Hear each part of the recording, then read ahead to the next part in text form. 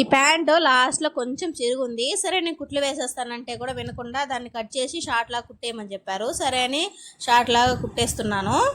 Machine ఉందనుకోండి మన దగ్గర, ఇలాంటి ఐడియాస్ చాలానే వస్తూ ఉంటాయి. నేనైతే ఓల్డ్ శారీలతో, ఇంకా ఓల్డ్ జీన్స్తో, ఓల్డ్ షర్టులతో చాలానే స్టిచ్చింగ్ చేస్తున్నాను. ఇంకా కావాలనుకుంటే కూడా మీకోసం చేస్తాను. కామెంట్ చేసేయండి. ఇలాంటి వెరైటీ ఐడియాస్ కావాలంటే మనం వేస్ట్గా ఏది పడేయకుండా ఇలా రీయూజ్ చేసుకోవచ్చు. వేస్ట్గా పడేస్తే ఏమొస్తుంది, వేస్ట్ అయిపోతుంది. ఇలా రీయూజ్ వాడుకుంటే అది దేనికో ఒక దానికి పనికొస్తుంది కదా.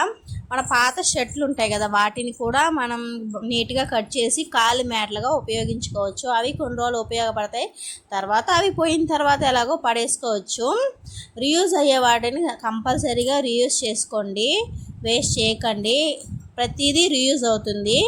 మనం శ్రద్ధగా కాన్సన్ట్రేషన్ పెట్టి చేయాలే కానీ ప్రతిదీ ఉపయోగపడుతుంది అన్నమాట. సిజర్ కట్ అవ్వడం లేదు, కొంచెం మొన్నే షార్ప్ చేశాను, తగ్గిపోయినట్టుంది. మిషన్ నాది ఏంటంటే చిన్న మిషన్ అన్నమాట. కొంచెం లావుగా జీన్స్లు అలాంటివి కుట్లు అనేవి పడదు. ఇంకోటి ఏంటంటే మిషన్ ఊరికే దారం అనేది తెగిపోతూ ఉంటుంది. థ్రెడ్ కూడా అంటే మిషన్కి వేస్తారు కదా, ఆ దారం వీల్కి వేస్తారు, ఆ దారం కూడా ఊడిపోతూ ఉంటుంది. చిరాకు వస్తుంది నాకు. మా పాప అయితే పడుకోబెట్టేసి నేనైతే పనులు చేసుకుంటున్నాను. ఇంకెత్తి పెట్టుకునే ఉంటే పనులు అనేది అవ్వవు. ఇంకొక పక్క మా పెద్ద పాప ఫోన్ వచ్చి చూస్తూ ఉంది, మమ్మీ ఏం చేస్తుందా అని. వాయిస్ ఓవర్ ఇచ్చేటప్పుడు కూడా పిల్లలు గమ్మని ఉంటారండి. ఇంకా నన్ను నా తల తింటూనే ఉంటారు, సైలెంట్గానే ఉండరు. నాకు క్షణం తీరిక లేదు, రూపాయి ఆదాయం లేదు అన్నట్టు అయిపోయింది నా పని అయితే. నేను ఇంటి పని, వంట పని అన్నీ అయిపోయిన తర్వాత ఏదైనా స్టిచ్చింగ్ చేసుకోవాల్సింది ఉంటే చేసుకుంటాను.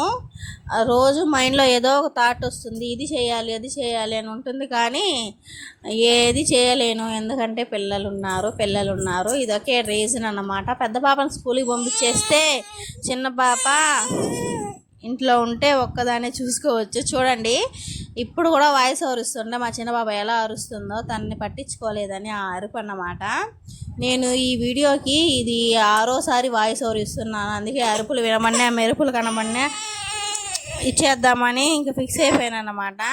ఏడుపు కూడా ఏడుస్తుంది, నేను అంటే పెద్దగా మాట్లాడుతున్నానని.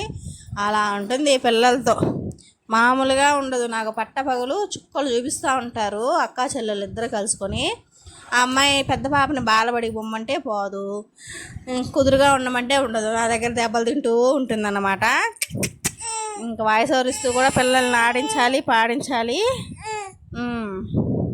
ఇంకేంటండి విషయాలు? మీకు ఇలాంటి మంచి మంచి ఐడియాస్ కావాలనుకుంటే కామెంట్ చేసేయండి. ఎలాంటి ఐడియాస్ కావాలి? డోర్ మ్యాట్లు కావాలా, లేకపోతే రీయూజ్ బ్యాగ్ కావాలా? ఇలాంటివి అయితే కామెంట్ చేస్తూ ఉండండి. నేనైతే ప్రతి కామెంట్కి వీడియో చేసి పెడతాను. కంపల్సరీగా కామెంట్ అయితే చేసేయండి. నా వీడియోని కనుక ఫస్ట్ టైం చూస్తున్నట్లయితే లైక్ చేయండి, షేర్ చేయండి, తప్పకుండా సబ్స్క్రైబ్ అయితే చేసుకోండి. Please subscribe my channel. అలాగే ఫుల్గా వాచ్ చేసి నా వీడియోని అయితే చూసేయండి. కొంచెం కాబట్టి కొంచెం ఇన్ఫర్మేషన్ అయినా ఉంటుందన్నమాట. అంతే అండి ఈ వీడియో. Bye bye friends.